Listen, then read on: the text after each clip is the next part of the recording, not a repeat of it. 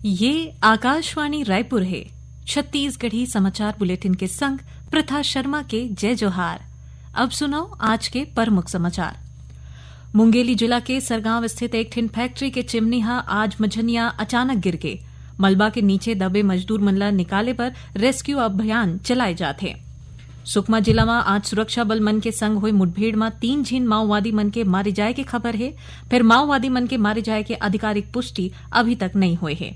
और केंद्रीय कृषि मंत्री शिवराज सिंह चौहान काली 10 जनवरी के दुर्ग जिला के 1 दिवसीय दौरा में आवत है। एबेरा में श्री चौहान प्रधानमंत्री आवास योजना के सौगात दी। अब समाचार विस्तार ले। मुंगेली जिला के सरगांव स्थित एक टिन फैक्ट्री के चिमनीहा आज मझनिया अचानक गिर गए, जेकर नीचे कतकोन मजूर मन के मलबा में दबे के आशंका है। एक घटना के तुरते बाद पुलिस और प्रशासन के टीम पहुंचिस और रेस्क्यू ऑपरेशन ला शुरू करिस। अबू तक 2 मजूर मन ला गंभीर हालत में बाहर निकाले जा चुके हैं। जिला बिलासपुर के अस्पताल में भर्ती कराए गए हैं। तउहें बाकी मजूर मन ला निकाले बर रेस्क्यू अभियान चलाए जाते। पुलिस बताइन कि फैक्ट्री के चिमनी अतेक भारी है कि ओला हटाए बर बहुत मुश्किल होवत है। संगे संग चिमनी में भारी मात्रा में राख होए ले घलोक रेस्क्यू करे में परेशानी आवत है। सुकमा जिला में आज सुरक्षा बल मन के संग हुई मुठभेड़ में 3 झीन माओवादी मन के मारे जाए के खबर है। फिर माओवादी मन के मारे जाए के आधिकारिक पुष्टि अभी तक नहीं हो पाए है। जानबा के अनुसार डीआरजी, एसटीएफ और सीआरपीएफ के कोबरा बटालियन के संयुक्त टीम बीजापुर जिला के सीमा में माओवादी मन के मौजूदगी के सूचना में निकले रही। फिर यही बेरा में सुरक्षा बल और माओवादी मन के बीच मुठभेड़ हो गए। उप मुख्यमंत्री विजय शर्मा के अध्यक्षता में काली मंत्रालय में गृह विभाग के एक ठिन समीक्षा बैठका हुई। बैठक में उप मुख्यमंत्री एनडीपीएस एक्ट के चलत जारी एसओपी के पालन ला लेके अधिकारी मन ला सख्त निर्देश दे है। उमन कहीन है कि नशा के अवैध कारोबार में शामिल लोगन मन के खिलाफ कड़ा कार्रवाई करे जाए। उमन स्पष्ट करे है कि अगर कोनो पुलिस अधिकारी या फिर कोनो कर्मचारी ये अवैध कारोबार में शामिल होही तो उनकर खिलाफ तुरते बर्खास्त करे के कार्रवाई करे जाही। बैठका में उप मुख्यमंत्री पुलिस विभाग के कर्मचारी और अधिकारी मन बर नवा स्थानांतरण नीति ला लागू करे के घलोक निर्देश दीन है। संगे संग शहीद जवान मन के परिवार ला प्राथमिकता देत हुए अनुकंपा नियुक्ति के लंबित प्रकरण के निराकरण ला जल्दी करे बर कहे है। उमन कहीन है कि शहीद हुए जवान मन के अमर बलिदानी स्मारक के निर्माण उखर परिवार के सहमति ले प्राथमिकता के आधार में करे जाए, जेकर ले उखर शहादत के सम्मान हर स्तर में सुनिश्चित हो सके। चीट फंड कंपनी के खिलाफ हुआ कार्रवाई की समीक्षा करत हुए उप मुख्यमंत्री हकीन है कि ऐसन कंपनी के बाचे संपत्ति के जल्दी नीलामी करे जाए और ओखर ले मिले पैसा ला प्रभावित निवेशक मन ला लहुटाए जाए। बैठका में यातायात प्रबंधन ला प्रभावी बनाए बर ब्लैक स्पॉट्स के चिन्हांकन और ओखर समाधान के कार्य योजना ला लेके घलोक चर्चा हुई। भारतीय संविधान के 75वां बछर के मौका में भारतीय जनता पार्टी प्रदेश में 11 ले 25 जनवरी तक संविधान गौरव यात्रा निकाली। ये अभियान के सफल संचालन पर राज्य स्तरीय समिति के गठन करेगे है। इस समिति के संयोजक पूर्व नेता प्रतिपक्ष नारायण चंदेल बनाए गए हैं। उन्हें भाजपा विधायक गुरु खुशवंत साहेब समिति के सह संयोजक होही। नीलकंठ टेकाम अनुसूचित जाति मोर्चा के प्रदेश अध्यक्ष नवीन मार्कंडे और किरण बघेल ला सदस्य नियुक्त करे गए हैं।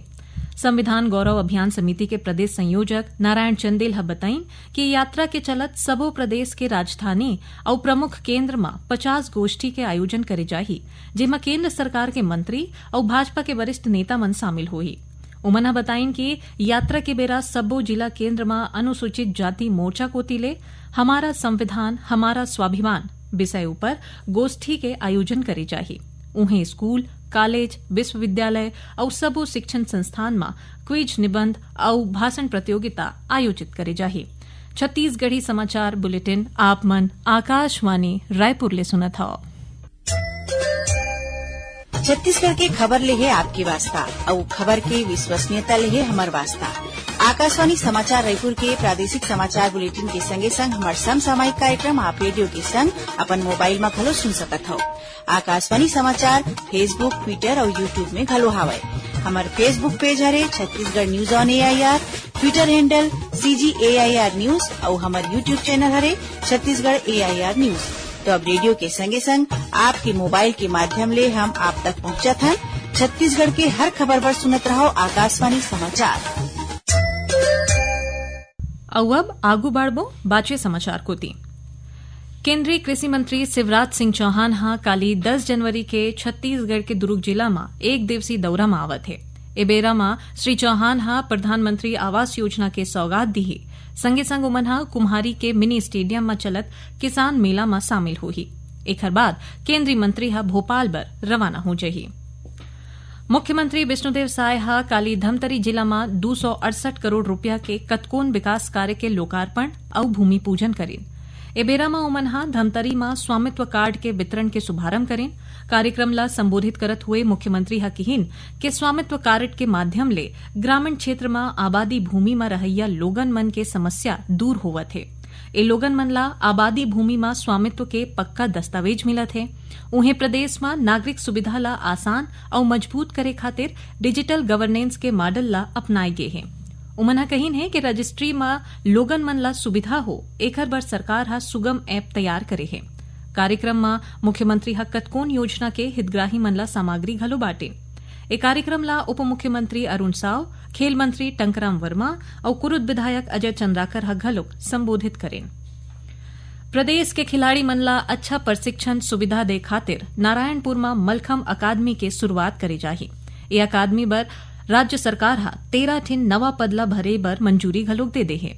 मलखम अकादमी में अंतर्राष्ट्रीय स्तर के कतकोन सुविधा और प्रशिक्षक मन के व्यवस्था करे जाही जेकर ले खिलाड़ी मन ला उच्च स्तरीय प्रशिक्षण मिल सके।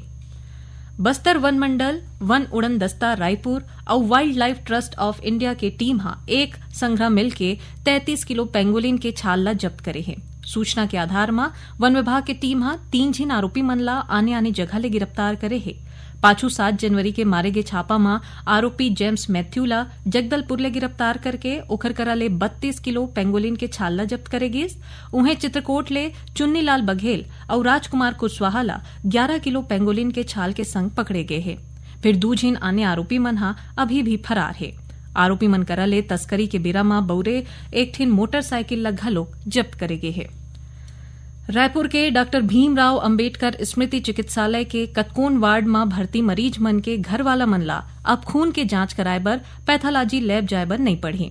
वार्ड में भर्ती सबो मरीज के पैथोलॉजिकल जांच पर उखर खून के सैंपल ला वार्ड बॉय हा पैथो लैब तक पहुंचाही और जांच के बाद ब्लड रिपोर्ट इकट्ठा करके उखर ले संबंधित वार्ड में ऑन ड्यूटी नर्स ला दे जाही। इंडियन एसोसिएशन ऑफ पैथोलॉजिस्ट के छत्तीसगढ़ चैप्टर के वार्षिक कॉन्फ्रेंस काली 10 जनवरी ले रायगढ़ के शासकीय मेडिकल कॉलेज में आयोजित करे जाही। 12 जनवरी तक चलैया एक कॉन्फ्रेंस में छत्तीसगढ़ के अलावा देश भर के कतकोन जगह ले विशेषज्ञ चिकित्सक और पीजी पढ़ैया लइका मन घलोक शामिल होही। एक कॉन्फ्रेंस के विषय है पैथोलॉजी में रोगों की प्रकृति के रहस्यों को पता लगाना है। अब पेश है मौसम के हाल। मौसम विभाग के अनुसार हवा की दिशा हा बदले के सेती प्रदेश के न्यूनतम तापमान हा काली ले कुछ बाढ़ सकत है। अवैया 3-4 दिन में न्यूनतम तापमान में करीबन 4 डिग्री सेल्सियस के बाढ़े के संभावना जताई गई है। एकर ले लोगन मन ला ठंडा ले कुछ राहत मिलही। ए बेरा में मौसम हा शुष्क रही। फिर उन्हें 11 और 12 जनवरी के कोरिया और ओखर ले लगे जिला में आंशिक रूप ले बादर कर सकत है। आखिर में प्रमुख समाचार एक घाव फेर।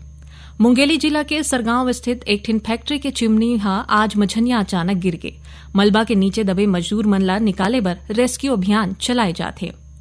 एती सुकमा जिला में आज सुरक्षा बल मन के संग हुए मुठभेड़ में 3 झिन माओवादी मन के मारे जाए के खबर है। फिर माओवादी मन के मारे जाए के आधिकारिक पुष्टि अभी तक नहीं हुए हैं। और केंद्रीय कृषि मंत्री शिवराज सिंह चौहान हा काली 10 जनवरी के छत्तीसगढ़ के दुर्ग जिला में एक दिवसीय दौरा में आवत है। एबेरा में श्री चौहान हा प्रधानमंत्री आवास योजना के सौगात दी। एक रे संग छत्तीसगढ़ी समाचार बुलेटिन इहे सिरावत है। जय जोहार।